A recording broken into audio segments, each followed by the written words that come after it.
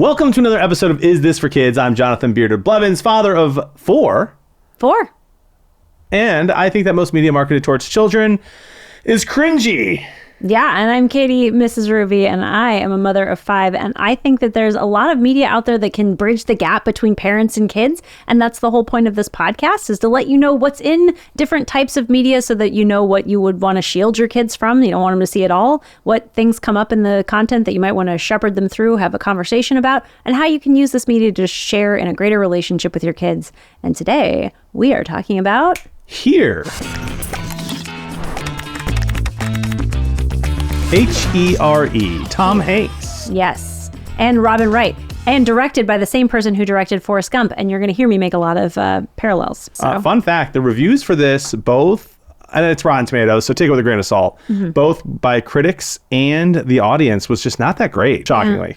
Yeah, I actually really liked it. But just to give you a quick understanding of what it is, it's kind of a difficult movie to describe. Basically, here is the story of a house, or the space where the house is, and the people and events that sort of surround that house and the life that's within it, mostly following the Young family. So it goes back and forth through time, and you are always looking at one same frame throughout the entire movie until the very, very end. So it's a little bit like watching a play in that regard. Like It's always the same set. But then they use like an interesting film technique where they will put a square around something and leave it in one time period and move the rest of the screen into something else. So it'll be 1920 in this square, but the rest of the movie the rest of the frame has moved on to 1960. And then it'll gradually fade back into the current time. But you kind of go back and forth with this house from its time when it was just vacant land inhabited by native peoples to the time that it hadn't been built yet, but the house across the street was owned by the son of Benjamin Franklin. Yep.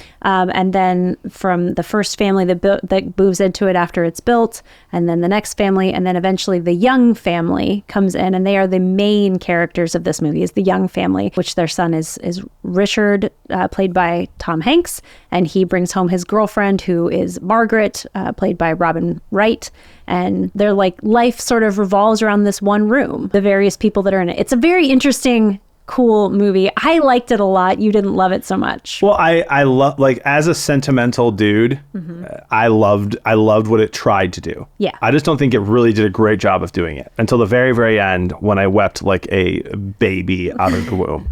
I was embarrassingly crying. It was bad. I don't cry in movies, and I cried at the end of this movie. I lost it. Yeah. I absolutely lost it. I immediately wanted to go home and just hug my entire family. Your family, right. So this movie was not marketed to children. It's not a kids movie, but it is a family movie, sort of in the same way in my mind that Forrest Gump was. I'm going to draw a lot of parallels there because it has a lot of the same styles where historical events are happening in the background, but the main thing is the simple day-to-day events of the life of the people who inhabit this room, right? And so you have one family who invents the lazy boy recliner, and one guy who's obsessed with airplanes, whose wife is Lady Mary Crawley from Downton Abbey, in case you didn't notice. No, I did not, because I don't watch Downton Abbey. I'm obsessed with Downton Abbey. So there's all of these things in here. Now, for S.H.I.E.L.D., what do you think in there that parents might want to avoid for their kids? I was thinking of that before we started recording. There's not a ton of language.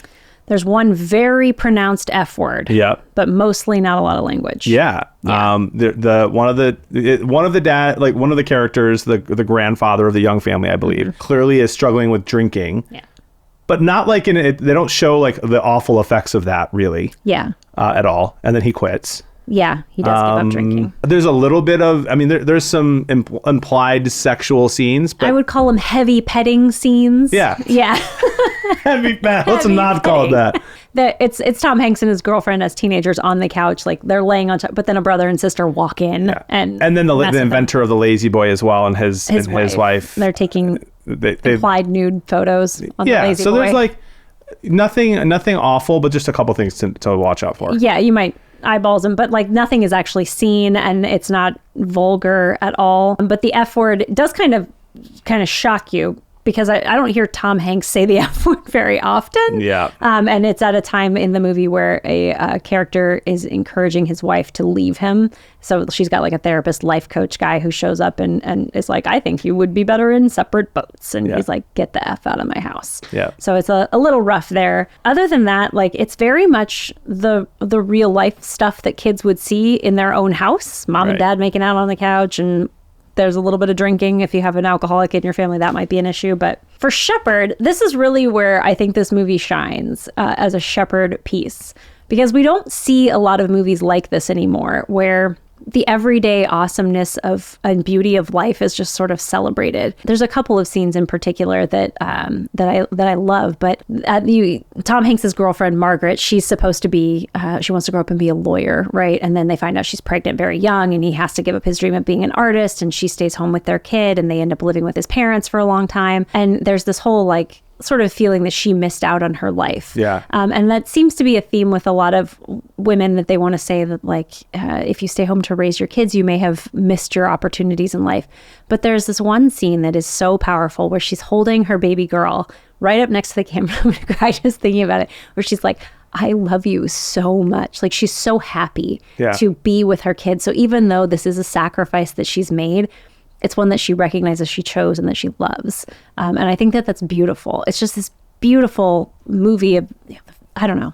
Yeah. What do you think? Well, there's a scene as well where the daughter, I think, is like, I don't know, 5 or 6 years old, and she lost her blue ribbon. Mm-hmm. And she wants to find it, and the mom ends up finding it. And like, this celebration it's beautiful. They're like, yeah, we found it. And like, that happens in our house every day. Yes. Every day, one of the kids has a moment like that. And we're good parents. So we're like, yeah, that's awesome. And then how often do we ever think about it again? Probably never. Never. But they do. It's something that the kids remember. And that was my favorite part of the movie, is like I went home to my living room and I was like, it's a lot of memories being made here. Look at us crying. I know, you're gonna cry too. It's very good in celebrating the parts of life that we usually just completely overlook. The fact that your dad gets out the extended table for Thanksgiving, and you're on the card table every year that's coming out of the kitchen into the living room, and the way that the couch bothers people and you change couches, and how it looks, and just like the little tiny day-to-day things that make life worth living are celebrated in this movie, and you don't see a lot of that anymore.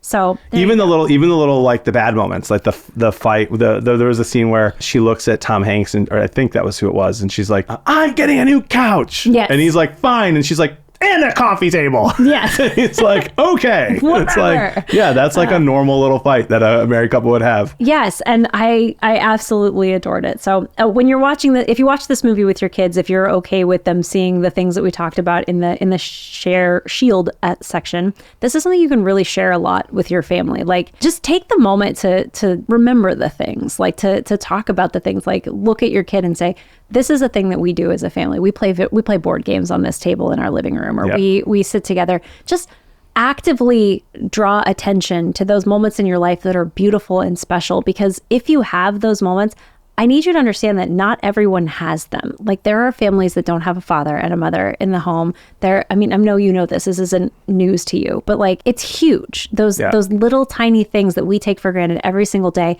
make a life, and they make it wonderful. And just to double down on your share with mine, it works. Those reminders work. So when I was a kid, we went to the Grand Canyon, and my grandparents took us, and I must have been 9 or 10, and so that would have made my brother Chris 7 or 8, and Tyler would have been like 5. And we just were so bored. Like, we were so bored. We're looking at the Grand Canyon, like one of the wonders of the world, isn't it? I think. Yes. And we're just like, can we go play Pokemon? Yeah. And I regret that. But I remember what my grandma, my Nana, and my mom said. They were like, take it in and look. Like, this is beautiful.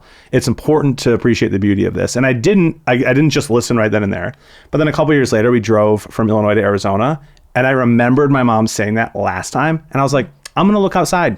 Instead of playing Game Boy the whole time, I'm going to look outside and look at all the mountains we're driving by. And it made an impact. It made a difference. So remind your kids. Yeah, like, take in the moment. It's wonderful. Anyway, what age would you think that this is appropriate for kids to see? It's funny because I'm like, it's not made for kids. Kids wouldn't like it. But my 9-year-old would love this movie in a year or two. Yeah. So 12, 13. Yeah, I think that it's appropriate for anybody 10 and up. The interest might be closer to 12 or 13, but it's appropriate for 10 and up. And if you have a sentimental child, they'll definitely enjoy it. Whatever age you think your kid would have liked Forrest Gump, if you haven't seen that recently, they would like this one. We should do an episode of Forrest Gump. We should do a whole episode on Forrest Gump, now that I'm thinking about it. Yeah. Well, hey, if people like this episode, where would they find us, or let us know what they want us to review? We're available wherever you listen to podcasts. An easy way to find us and to look up everything we're doing is go to isthisforkids.com. From there, you can go to our Instagram page and check us out there and write comments on things you'd like us to cover, like Forrest Gump in the future. or topics. We're doing list episodes for you guys. You guys really, really liked that Halloween one, so glad you enjoyed that. But hey, there's so much content for us to go through out there as parents. I'm Jonathan Beard of Blevins. I'm Katie, MrsRuvi. Let us help you decide. Is this for kids?